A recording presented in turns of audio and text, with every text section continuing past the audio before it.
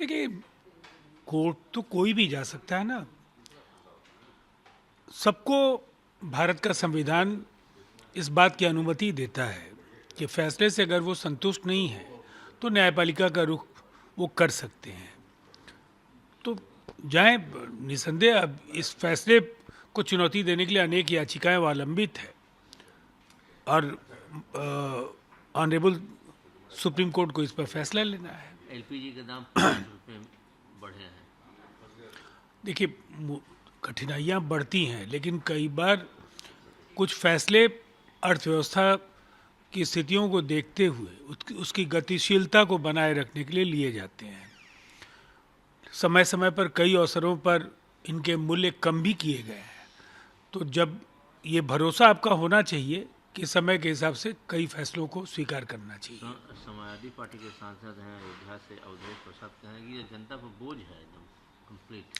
देखिए, अब मुझे ऐसा लगता है कि अर्थव्यवस्था से जुड़े जटिल प्रश्नों पर बहुत सामान्य प्रतिक्रियाएं जनता को बरगलाने के लिए हो सकती हैं, लेकिन जो अर्थव्यवस्था की पेचीदगियों और जटिलताओं को समझते हैं वो ऐसे फैसलों का कारण भी समझ जाते हैं। सदाकत आश्रम में राहुल गांधी आए हुए थे, आज उन्हीं की मौजूदगी में वहाँ दो गुट जुड़ गए। देखिए, दरअसल कांग्रेस के अंदर जो कई गुट हैं, एक तो डूबता जहाज, उसके बाद उसके अंदर भयानक जो कोहराम है, उसके बाद कांग्रेस और आरजेडी के बीच का मनमुटाव, दोनों ही पार्टियां जनता के दिलों से उतर चुकी हैं। इनका क्या होगा इसकी भविष्यवाणी कोई करने की स्थिति में नहीं है।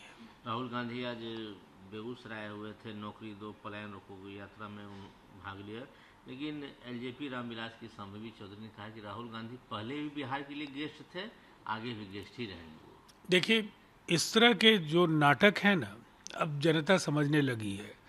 24 मिनट में राहुल जी की यात्रा के साथ कन्हैया कुमार जी का जो आज का जो यात्रा का जो दिन था वो समाप्त हो गया, और इन 24 मिनटों की यात्रा करने के लिए वो दिल्ली से बेगूसराय पहुंचे थे। ऐसे संवेदनशील और महत्वपूर्ण विषयों पर जो इस तरह के अवसरवादी रवैये हैं, वो कहीं ना कहीं कांग्रेस की जो हताशा और बौखलाहट और नेतृत्व की दिशाहीनता को भी स्पष्ट करते हैं। राहुल गांधी पटना में भी एक कार्यक्रम में उन्होंने भाग लिया, कहा कि अम्बेडकर जी दलित के लिए लड़ रहे थे, वो दलित के दर्द को समझते थे और वो दलित की आवाज़ थे।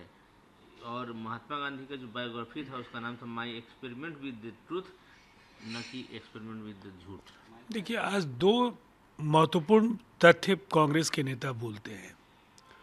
स्वयं महात्मा गांधी जीवन के आखिरी क्षणों में कांग्रेस नेतृत्व को लेकर के काफ़ी आशंकित थे।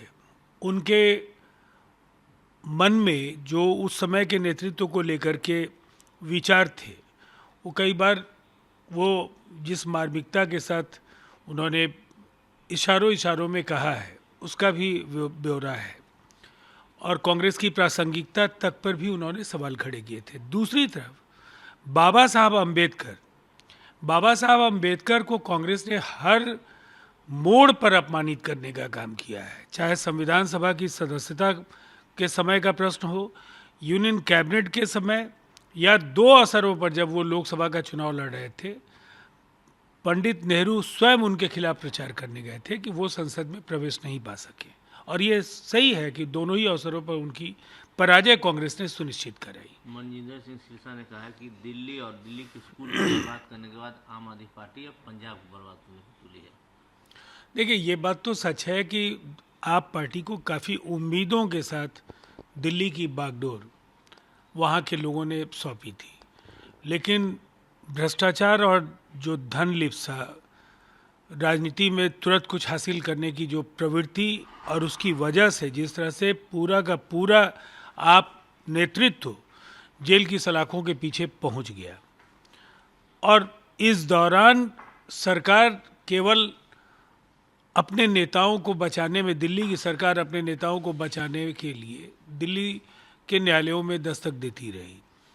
जनता की जो परेशानियां और जो कठिनाइयां थी उसकी वजह से उन्हें बेदखल दिल्ली की जनता ने कर दिया, और कमोबेश पंजाब भी एक बड़ी बदहाली की स्थितियों से गुजर रहा है। निसंदेह आने वाले समय में पंजाब में भी जनता जरूर बदलाव की बात सोचेगी। अखिलेश यादव कहते हैं कि अगर उनके सांसद रामजी लाल सुमन को कुछ हुआ तो उसके लिए जिम्मेवार योगी आदित्यनाथ होंगे। कुछ अपने बयानों को लेकर रामजी लाल सुमन पर काफ़ी हमले इधर हुए हैं। देखिए, अखिलेश जी भी सियासत ही कर रहा है, लेकिन एक माननीय सांसद की सुरक्षा को लेकर केंद्र सरकार कतई कोई कोताही नहीं बरत सकती है। उन्होंने जो बातें कही उस पर जो जन आक्रोश उभरा वो एक अलग पक्ष है, लेकिन उनकी सुरक्षा को लेकर के अखिलेश जी को चिंता करने की जरूरत नहीं है।